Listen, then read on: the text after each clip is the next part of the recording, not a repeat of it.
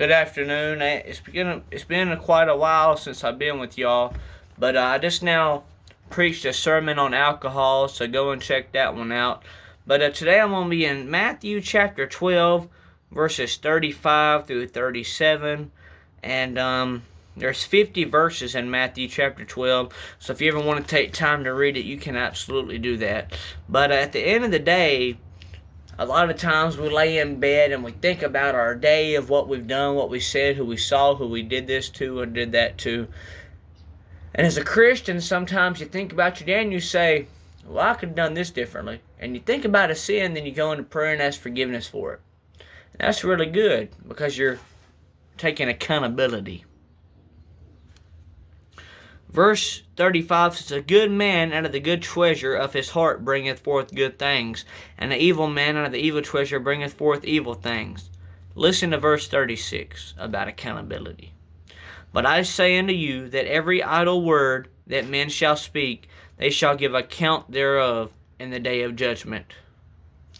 Verse 37, for by thy works thou shalt be justified, and by thy works thou shalt be condemned. I know I'm a saved man, but each time I sin, I don't think I'm saved. Because how could I do that if I'm saved? How could I listen to that song? How could I lust? How could I do this and do that if I'm saved? Hard times will come as a saved man. Hard times will come. But with the gift of God, we can all agree that by the gift of God we can escape all things, because we can. That's what the Bible says. We can escape reality. We can escape judgment, not by God, because God's going to judge us, but we can escape judgment from everybody else and from the devil because we're God's. We're God's child. But accountability is something that every single person has to deal with. We have to take accountability for our actions, for what we do. For what by what we say is what shall by what we do. That makes any sense. What we say is shall what we do. What we say we do, we will do. And what we don't say we'll do, we won't do. Don't lie. Lying comes with accountability. If you do something, don't lie. Take accountability for it. My friend, times are tough. Times are hard. But with God, we can see how great God is. We can see how good God is. But with accountability, it says, but I say unto you that every idle word that men shall speak, they shall give account thereof in the day of judgment. They'll also give account today. Because if you're a Christian, you're going to regret lying. And you're going to try to take accountability for everything. Whenever I got saved, I was living so good for a while, and then I kind of backslid. Because once you get saved, you live so good for them couple of weeks or couple of months or maybe even a couple of years. You live so good. And then finally, sometimes you might get burned out on religion. You take Jesus too far. Then you start getting burned out. So then you start saying, well, I mean, I'm living right, but let me just tone it down a little bit. I'm going to go out and I'm going to have a couple of beer. Well, I done it one night, why not again? Well, I'm going to drink again. Well, I cussed a while ago, why not cuss again? Well, I looked at this girl and she was pretty, so why not look at this girl and this girl? I listened to this song, so why not listen to this song and this song? And I'm not saying that you're doomed down to hell for this, because some of the things I just mentioned, I still do to this day. But as a Christian, we want to serve God.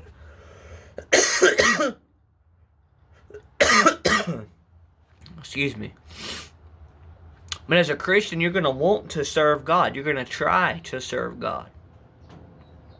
And whenever you mess up, you regret it, and then you're going to ask for forgiveness for it. Hard times are going to happen each time that you sin, because you're going to reap what you sow. Now, if you steal $10, you'll probably lose out on $100 whenever you get older. Because you're going to lose out if you're a thief. You're going to lose out if you're a thief. If you're a liar, you're going to mess up a couple times. You're going to lie, and then mess up and try to lie, but people's done caught on. So then you're labeled as a liar. Sometimes you steal this and then you do it again and again and again and try not to get caught, and finally you get caught. You get caught again and again, then people's going to label you as a thief. If you drink a cup of alcohol and you do it again and again and again, and finally it's an every night thing, and people find out, they're going to call you an alcoholic. If you take a couple pills here and a couple pills here, then you do it again and again and again and start taking more pills and pills and then get addicted to it, people's going to call you a pillhead. And at the end of the day, it don't matter what nobody calls you. And at the end of the day, it's nobody's business if you're an alcoholic or a drug addict. The reason why is because that's your sin, and that's between you and God, because you're struggling with that.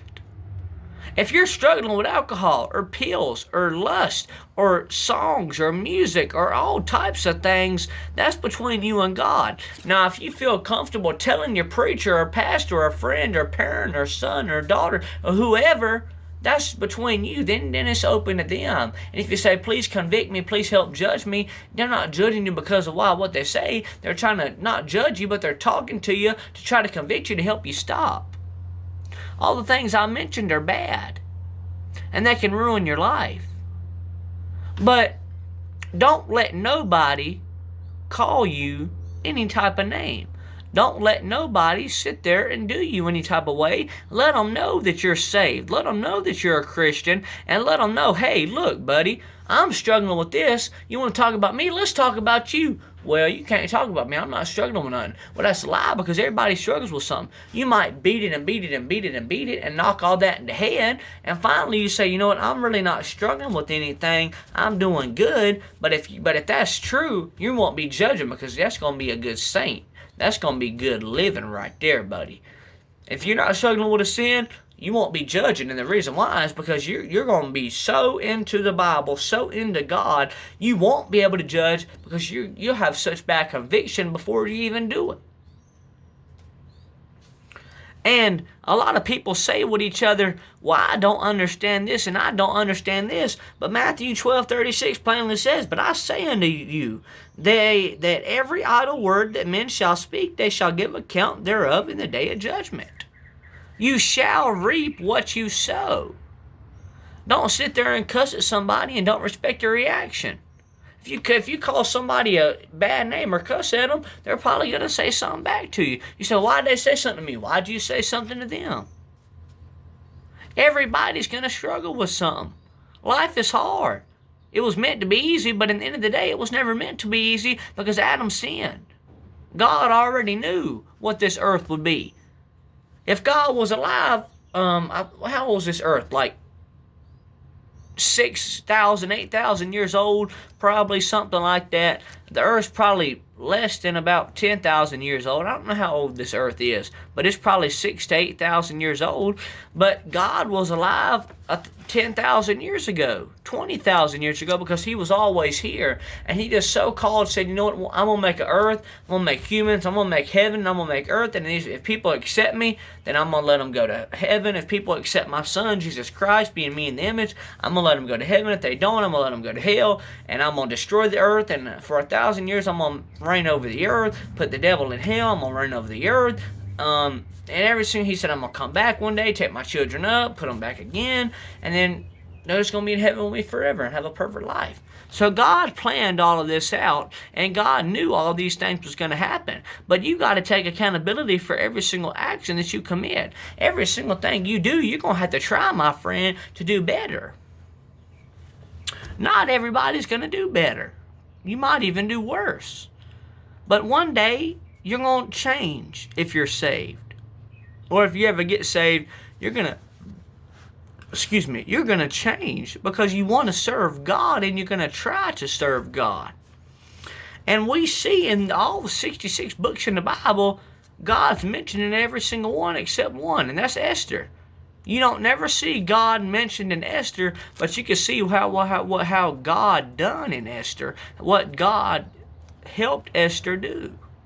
She stood in front of the kings, and if you went before the king, you would get executed, or you would get executed Or if he didn't accept it, you couldn't ask him anything.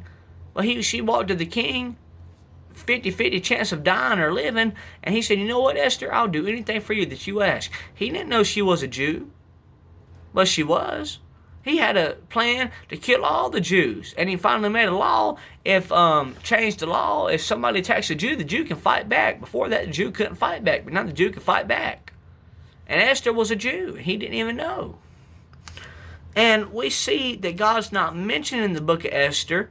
And another backstory on Revelations, you got to read the book of Daniel before you read Revelations. One, that's before it, and two, they go together. Daniel and Revelations go together. They're both books. They're not one book, but they're two of one. They go together.